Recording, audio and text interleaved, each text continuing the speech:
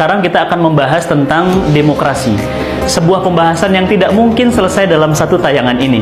Tetapi paling tidak tayangan ini menggambarkan dari mana dan mengapa umat Islam hari ini bahkan mencintai dan memperjuangkan demokrasi.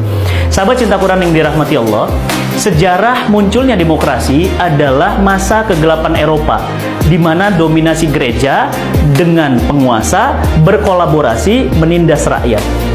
Semua atas nama gereja, semua atas nama Tuhan. Maka kemudian muncullah tokoh-tokoh pemikir mereka yang sudah mulai berpikir bahwa ini ada upaya untuk memisahkan gereja dari negara, bahwa gereja adalah wilayah suci dan politik adalah wilayah kotor. Sehingga jangan bawa-bawa agama dalam urusan politik. Lantas, agama hanya urusan Tuhan, gereja adalah urusan Tuhan, dan politik urusan manusia. Maka muncullah ide yang disebut dengan Vox Populi, Vox Dei. Suara rakyat itu adalah sejatinya suara Tuhan. Mengapa demikian? Karena rakyat pasti menginginkan kebaikan untuk diri mereka. Nah, fatalnya demokrasi ini diekspor ke negeri-negeri umat Islam, dan umat Islam menerimanya dengan alasan demokrasi adalah mirip dengan Islam. Contoh, di dalam demokrasi ada prinsip yang disebut dengan musyawarah, dengan prinsip diskusi, dengan prinsip rembukan. Maka di dalam Islam pun sangat menjunjung tinggi yang namanya musyawarah. Karena dalam demokrasi ada musyawarah, dalam Islam juga ada musyawarah, maka mereka mengatakan demokrasi berasal dari Islam. Masya Allah. Oleh karena itu, benarkah demokrasi berasal dari Islam? Tentu mari kita kaji apa perbedaan demokrasi dalam pandangan Islam. Yang pertama, di dalam demokrasi, kedaulatan di tangan rakyat. Rakyatlah yang berhak mengangkat penguasa, menurunkan penguasa, bahkan rakyatlah yang berhak membuat undang-undang bagi penguasa untuk mengatur dirinya. Dalam Islam, kedaulatan di tangan Allah. Asyadah li syar'i, bukan li sya'bi, tapi li syar'i. Kedaulatan mutlak pembuat hukum di tangan Allah. Allah Subhanahu wa taala berfirman, "Innil hukmu illa lillah." Menetapkan hukum itu haknya Allah, bukan hak manusia. Maka dalam pandangan Islam berbeda dengan demokrasi. Dalam Islam, hak membuat hukum di tangan Allah, manusia hanya menjalankan hukum-hukum yang berasal dari Allah. Sama sekali tidak dibenarkan membuat hukum untuk diri mereka sendiri. Ini perbedaan mendasar dari demokrasi dalam pandangan Islam.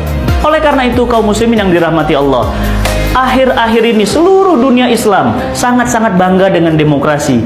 Bahkan mereka menyatakan bahwa semakin demokratis negeri kita, maka semakin dekat dengan Islam. Oleh karena itu, kalau memang semakin dekat dengan Islam, pertanyaan saya adalah, mengapa nggak ngambil Islamnya aja? Mengapa kita mengambil yang mirip Islam? Kenapa kita tidak mengambil Islamnya saja? Contoh, kita punya sepatu original, yang satu mirip original. Pilih yang mana? Original atau yang mirip original? Tentu kita akan mengambil yang original. Oleh karena itu, kaum muslimin, sahabat cinta Quran yang dirahmati Allah, maka mulai hari ini kita menolak demokrasi karena sama sekali tidak berasal dari Islam, bahkan bertentangan secara diametral dengan Islam. Yang kedua, demokrasi sesungguhnya adalah produk hasil akal produk manusia yang mencoba mengatur manusia. Manusia membuat hukum untuk manusia, akhirnya manusia menyembah manusia. Na'udzubillah min dzalik. Ini durhaka yang paling besar, kriminalitas yang paling besar. Ada Tuhan selain Allah, yakni Tuhannya adalah sang pembuat hukum yang mereka sebut sebagai wakil rakyat. Yang kedua, mungkinkah demokrasi mampu mengatur manusia? Ternyata tidak. Bahkan di negara yang paling demokratis itu sendiri pun tidak demokrasi. Contoh, Amerika Serikat. Kita lihat, katanya negara yang paling demokratis.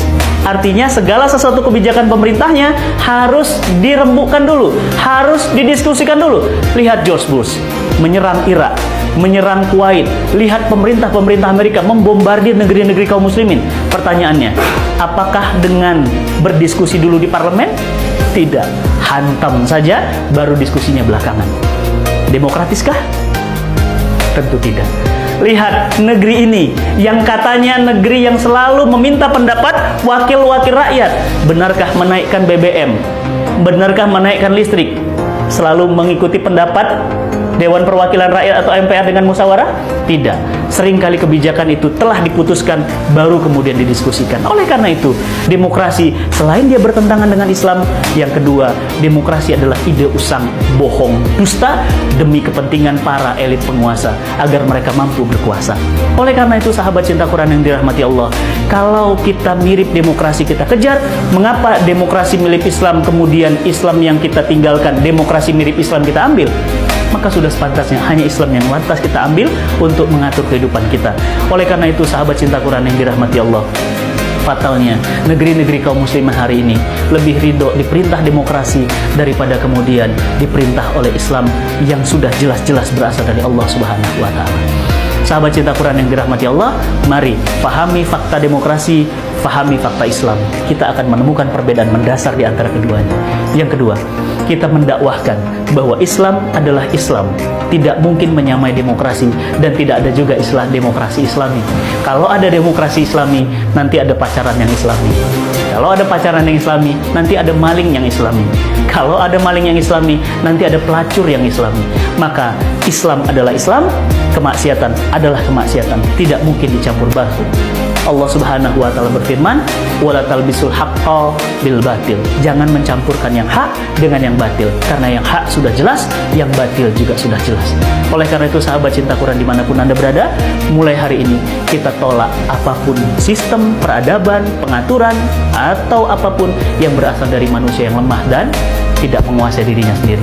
Maka marilah mulai hari ini kita hanya dan hanya mengabdikan diri kita sepenuhnya kepada Allah, karena Allah Subhanahu wa Ta'ala lah tempat kita kembali. Semoga bermanfaat. Salam cinta Quran. Assalamualaikum warahmatullahi wabarakatuh.